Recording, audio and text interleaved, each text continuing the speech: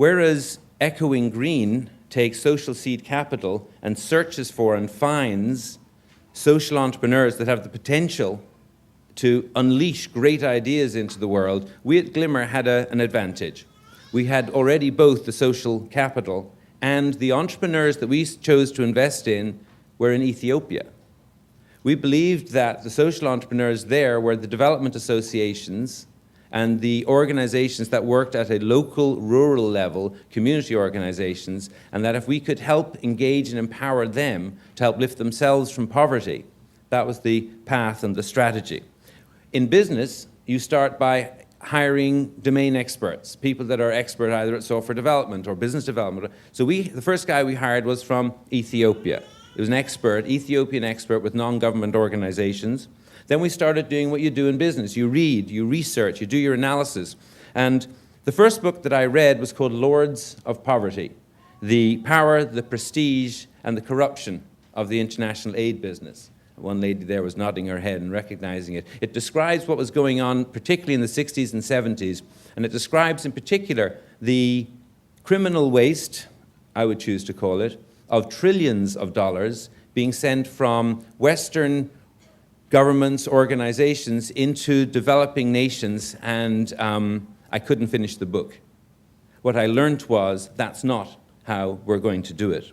The mismanagement and the corruption and the disruption in the international aid business was a lesson that we didn't want to repeat.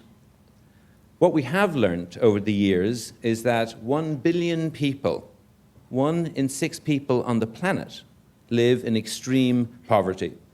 That every 3 seconds, a child dies from totally preventable diseases. A mosquito bite. Another child died from diarrhea. That's what we learned. That children like that, 1 in 5, won't reach their 5th birthday. The Americans, we learned, are generous. $300 billion a year are donated by Americans to causes, of which only 5% goes international. Why? Because they're afraid. They're afraid of what they read, the corruption, the disruption, the mismanagement in the international aid business, and they worry what proportion of our money is going to reach the people in need. The issue that we chose to address is poverty.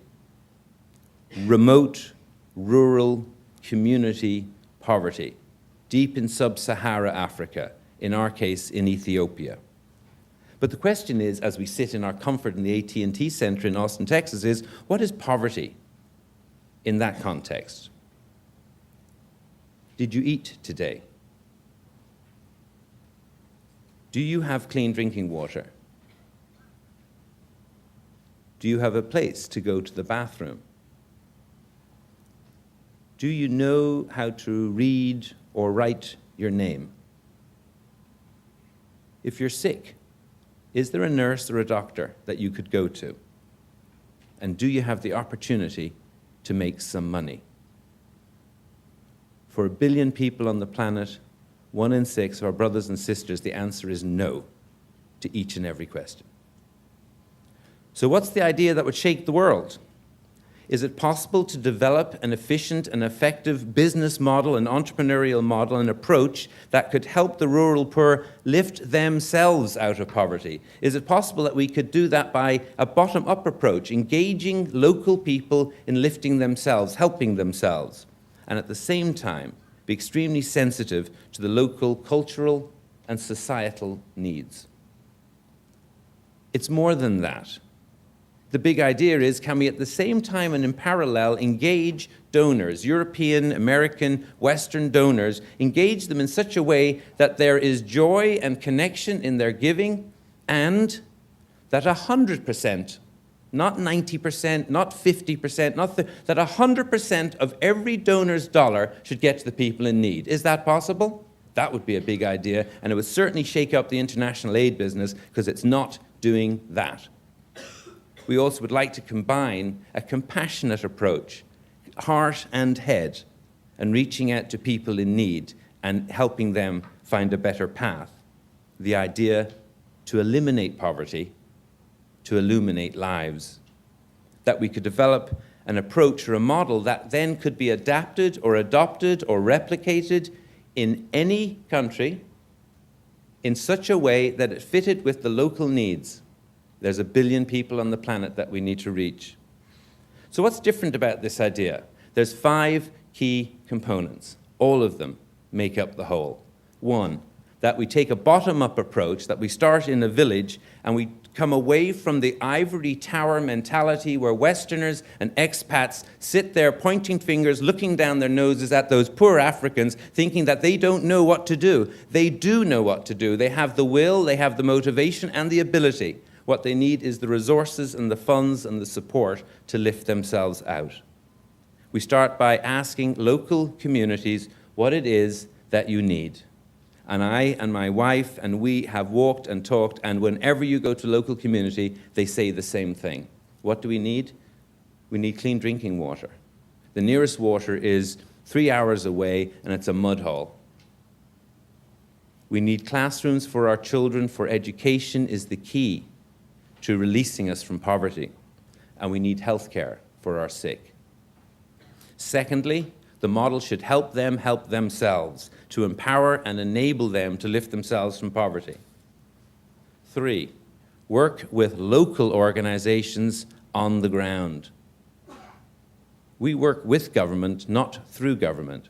We respect national policies and procedures and cultures, and we do not send money to governments. Glimmer works with local Ethiopian-based NGOs and development associations. They already existed. All they needed was a helping hand.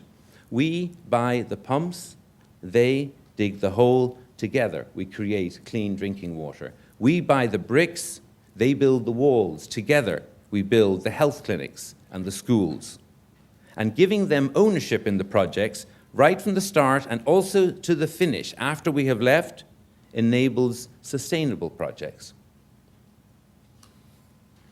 Fourthly, aid and trade. A handout and a hand up. A hand out is in the form of aid or a grant to buy the pump. A hand up is in the form of a microloan, a small loan, microfinance, to enable a woman in particular. There's 2 areas that we work, women and entrepreneurship, enabling them to start their own businesses, releasing the entrepreneurial potential that exists in these women.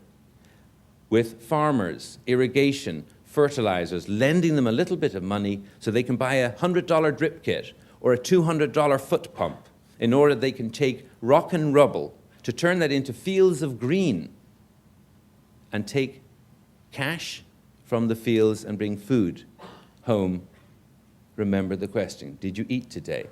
A microfinance, irrigation, fields of green, food for your family.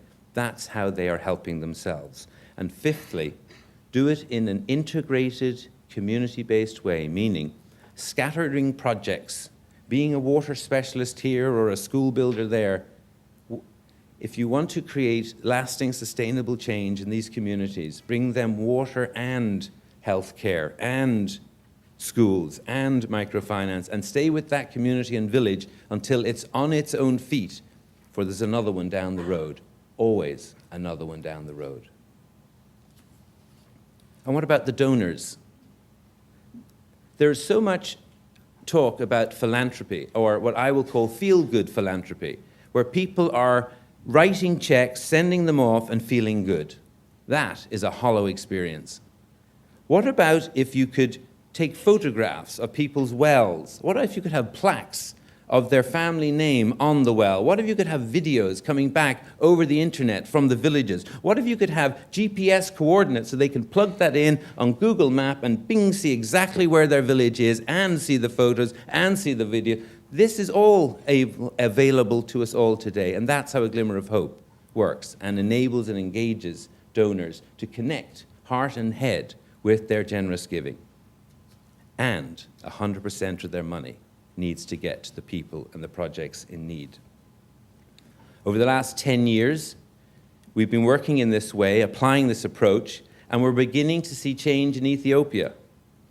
We've been able to help them build thousands of water wells, hundreds of schools, hundreds of health clinics, and almost 20,000 microloans so far, we've been able to help 2 million Ethiopians help themselves, helping to lift them out of poverty in the first 10 years.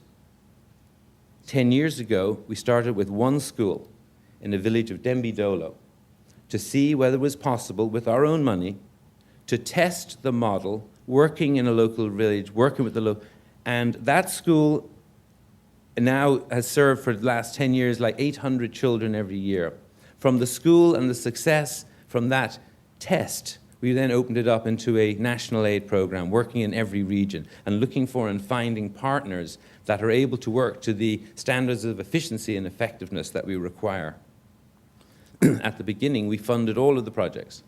But then once we proved the model, we began to open up and tell people our story. And as we told people our story, people began to join us on this journey. Donors, large and small, from Austin initially, then Texas, then all around the US, now London, Europe, Spain, young and old, children playing tennis at the Austin Tennis Academy. Each of them a story unto themselves because they're becoming engaged in their giving. They are becoming change makers and are seeing the results of their giving.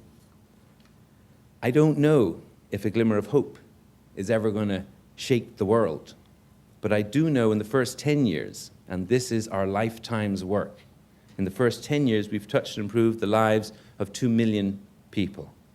They have clean water to drink. They have a bathroom to go to the toilet, classrooms for their children, healthcare for their sick, and women and farmers have loans for entrepreneurship and agriculture. And more people are joining us on this journey.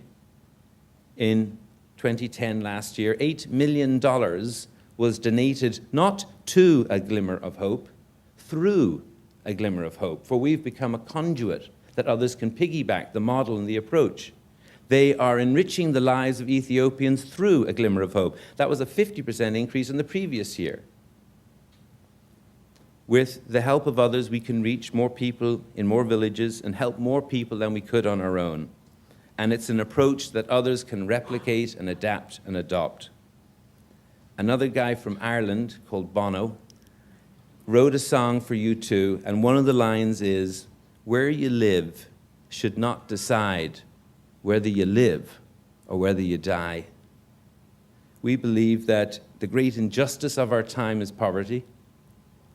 So many have so little. So few have so much. And at Glimmer, we seek to redress that imbalance.